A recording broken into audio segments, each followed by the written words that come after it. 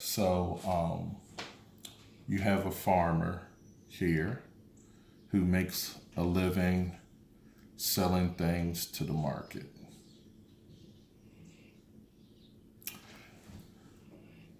Now, with this, basically the farmer has to produce a crop.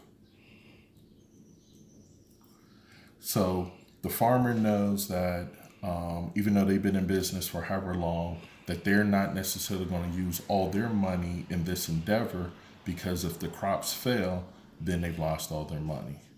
So what they're going to do is they're going to go to the bank and submit a business plan and request a loan. Once the bank evaluates the business plan, they know that even though it's a good deal, they're not necessarily going to use all their monies. So they provide products and services in the form of checking accounts, savings accounts, money market accounts, and CDs. So they pay a certain percentage on this. Um, they actually provide this, and it's the people, which the market also represents the people, who put their money into these deals. These have very low interest rates right now, and the bank will provide the money to the farmer anywhere between, let's say, 4 to 9% currently. Okay, so now the farmer has the monies that they need for the seed, to hire the people to buy the equipment and everything else. So now they're able to grow their crop, which they're able to take to the market to sell at a profit. Market pays them, sell at a profit, and allows them to pay off the loan.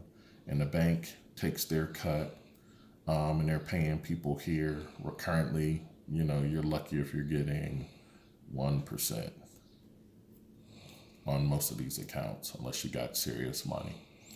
Same thing happens with retail. So the next holiday we have coming up is 4th of July, but the same thing happened with Memorial Day, all these holidays, Father's Day. Father's Day is the next one, I guess. They need some sort of inventory. They will go to the bank to request the loan, and the process happens again. Okay? Then you have like real big companies.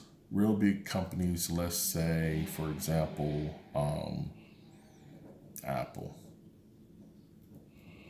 Apple has some new technology out. They want to come out with a new computer or a new phone. So instead of going to a retail bank, they actually go to an investment bank.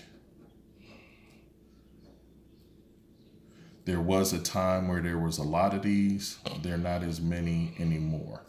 So what the investment bank tells Apple to do in order to raise the capital that they need for this is they tell them to issue either more stocks or bonds. And so what happens here is between the exchange from here to there is a markup. So these investment banks, similar to Merrill Lynch, Goldman Sachs, whoever, they get on their telephone and they call their best customers. They provide their best customers, especially in new situations, they could get pre-IPO stock. You've got to be a qualified investor in order to do that. You also have to have a certain net worth in order to be that qualified investor. But they're able to buy the stock either at a wholesale or during a pre-sale. And then the stock basically goes to the secondary market. And that's when the general public finds out all about this now. And the secondary market is left to the ups and the downs and the volatility of the market. But between Apple and the investment bank, there's been a markup, so the investment bank always makes money. And that's what most people don't realize, is that when they're given this stock tip or advice, it's really, a lot of times, it's just a sales pitch.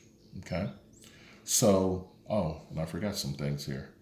So now Apple has the capital that they need to do the computer or the new phone. They send it to the market. The people pay for it. And they send the money back to Apple. Same thing with the inventory from this holiday. They take it to the market. Then the people send them back the money. They pay back the loan. They make their profit. Even the government gets in on this. The government needs some sort of program, be it, now we're into infrastructure, building roads, social programs, whatever the case may be. So guess what? The government doesn't take anything to the market. They don't sell anything to the people. And they actually they don't go to the investment bank or the retail bank. They go to the Federal Reserve. Now, what's interesting about the Federal Reserve, because we're already in the situation where we know banks make money, if this was owned by the government, then the government would be making money. But once again, the Federal Reserve says the government's a good risk. What we're going to do is issue treasury bills, treasury bonds. They do the special savings bonds. They do all sorts of things. Once again, it's something that the people are the ones here that are putting the money into all these things. So now the government gets the money from the Federal Reserve for their projects, special projects, to do whatever needs to be done or see fit at that particular time. Now, the government doesn't have anything to take to the market, but what they have is taxes. So, in order to pay everything back, they tax the people. Now, the one thing that I did not include in here, which I am going to add now, but really, you have us as individuals. I'm going to put us here, okay? And part of what we don't understand or realize is that we would like to buy houses, we want to buy cars, and we get credit cards. And all these things have some sort of interest rate, because very few people actually pay cash for everything.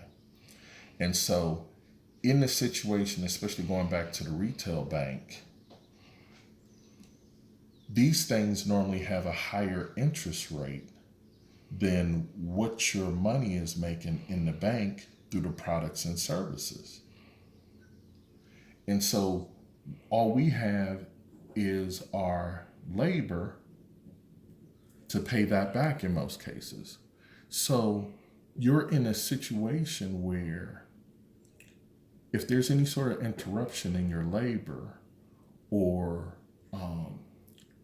based upon the interest rates of the acquisitions that you're making because you're a consumer, your money will never grow at the same rate that you're borrowing it at. So as you look at this entire situation, you see that the people are financing all the deals, and the people are buying all the deals. And until you move yourself out of this situation to where you can actually have some sort of I'll call it a hustle, to take something to the market, you can never get out of this trap, or better yet, acquire income producing assets.